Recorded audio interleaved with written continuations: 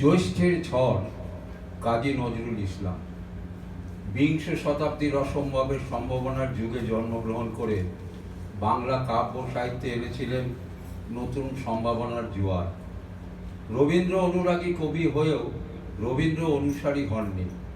পঞ্চকবির বাইরে তার অবস্থান। সত্যেন্দ্রনাথ দত্ত, মহিতলাল মজুমদার এবং কাজী নজরুল ইসলাম রবীন্দ্রবৃত্তের বাইরে অবস্থান করে যোজক রূপে রবীন্দ্রনাথ ও কল্লোল যুগের কবিদের মধ্যে মেলবন্ধন ঘটিয়েছিলেন। বহু বিরোধী সত্তার সমাবেশ ঘটিয়েছিল কাজী নজরুল ইসলাম কবিতায়। একদিকে তার বিদ্রোহী সত্তা, অন্যদিকে প্রেমিক নজরুল কবিতার ক্ষেত্রে দুই বিপ্রতিভ দর্শনকে অভিভূত করেছিলেন। সেই সঙ্গে তার আধ্যাত্মিক মনন সহায়ক হয়েছিল হিন্দু বেদ পুরাণের দশমহাবিদ্যা বন্দনা গীতি রচনা। অন্যদিকে তার ইসলামী মনন আল্লাহ তারায় জয়গান করেছে। কখনো তিনি বরদাচরণ মজুমদারের কাছে তন্ত্র সাধনা দীক্ষা করেছেন, আবার কখনো ভারতীয় যোগ সাধনা নিগূঢ় রহস্যে অবগহন করে আয়ত্ত করেছেন সবিকল্প সমাধি। কখনো লিখেছেন, আমি বিদ্রোহী ভৃগু, ভগবান বুকে এঁকে দিই পদচিহ্ন। কখনো লিখেছেন, তোমার বাণীরে করিনি গ্রহণ, ক্ষমা করো হযরত। কখনো দেবী চণ্ডীর আবির্ভাব প্রার্থনা করেছেন, নিপীড়িতা পৃথিবী ডাকে, ডাকো জাগো চণ্ডিকা মহাকালী। এই পৃথিবী থেকে সমস্ত অন্যায় অবিচার দূর করার জন্য তিনি ভারতীয় আদিম মহাকাব্যের সঙ্গে গ্রিক পুরাণের ইসরাফিলের শিঙা বাজিয়েছেন। কখনো তার লেখনীতে পাঞ্চজন্যের ফুৎকার শোনা গেছে, কখনো বা তার কবিতায় রথাস্যের রেশা শুনেছি আমরা।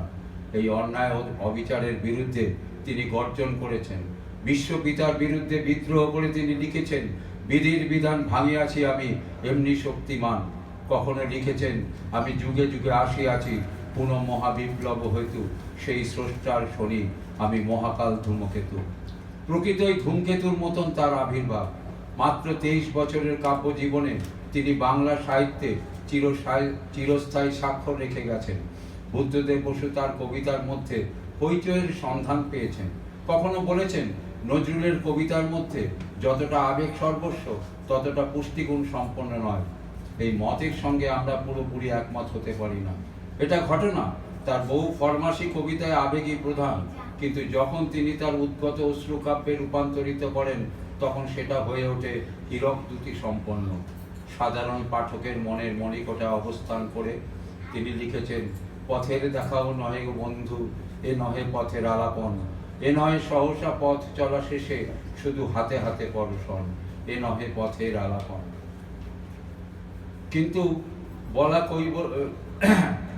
কিন্তু কৈবাল্যবাদী নন নজরুল, তার বহু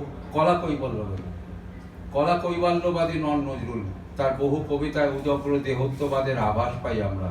কিন্তু সেখানেই নজরুলের একমাত্র পরিচয় বিধৃত নয়।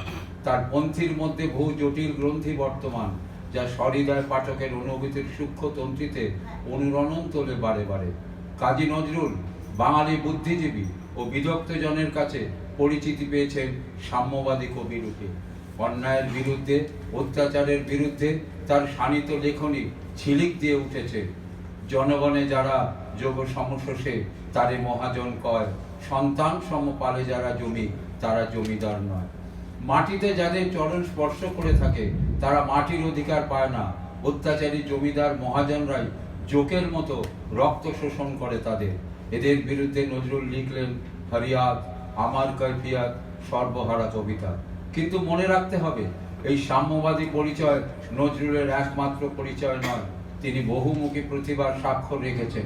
প্রকৃতির কবি হিসাবে তিনি বাংলাদেশ, পল্লী জননী প্রভৃতি কবিতাতেও তিনি তার স্বাভাবিক দক্ষতার স্বাক্ষর রেখেছেন। মনে রাখতে হবে, তিনি গীতিকবি, হৃদয়ের স্বতঃস্ফূর্তের উচ্ছলনে কার লেখনীর আত্মপ্রকাশ। সুতরাং নজরুল স্বতন্ত্র সত্তার উদ্ভাসিত নক্ষত্র। এবারে আমরা আমাদের ছোটবেলার একটা দিন হারিয়ে ফেলেছি, আজকে ছোটরাও হারিয়ে ফেলেছে। সেই নিয়ে কাজী নজরুল ইসলামের ছোটদের একটি ছড়া বলে আমার ব্যক্তিগত অনুষ্ঠান শেষ করছি। বাবুদের তালপুকুরে হাবুদের ডাল কুকুরে সে কি বাস করলে তারা। বলি থাম একটু দাঁড়া, পুকুরের ওই কাছে না লিচুরা গাছ আছে না, ওটা না আসতে গিয়ে এক বড় কাস্তে নিয়ে গাছে গিয়ে যেই চড়েছি ছোট এক ডাল ধরেছি, ও বাবা বাড়াক করে পড়েছি সরাত জোরে। পড়বি বড় মানের ঘাড়েই সে ছিল গাছের আড়ে, বেটা ভাই বড় নচ্ছার ধুমাধুম গোটা দুচ্ছার, দিলে খুব খিল খুশি একদম জোরসে ঠুসি। আমিও বাগিয়ে থাপড় তে হাওয়া জাগিয়ে কাপড়, লাফিয়ে ডিঙ্গু দেয়াল দেখি এক ভিটরে শিয়াল। আরে দেখ শিয়াল কোথা, পেলোটা দাঁড়িয়ে ওটা, দেখে যেই আটকে ওঠা কুকুরেও চুললে ছোটা। আমি কই কম্মক আবার কুকুরেই করবে সাবার, বাবা গো মা গো বলে পাঁচিলের ফোকল গলে ঢুকি গিয়ে বসদের ঘরে। যেন প্রাণ আসলো ধরে, যাবো ফের কানমনি ভাই চুরিতে, আর যদি যাই তবে মোর নামই মেচা, কুকুরের চামড়া খিচা। সে কি ভাই যায় রে বুলা, মালির ওই পিকনিক গুলা। কি বলিস ফের হপ্তা, তৌবা নাক হপ্তা।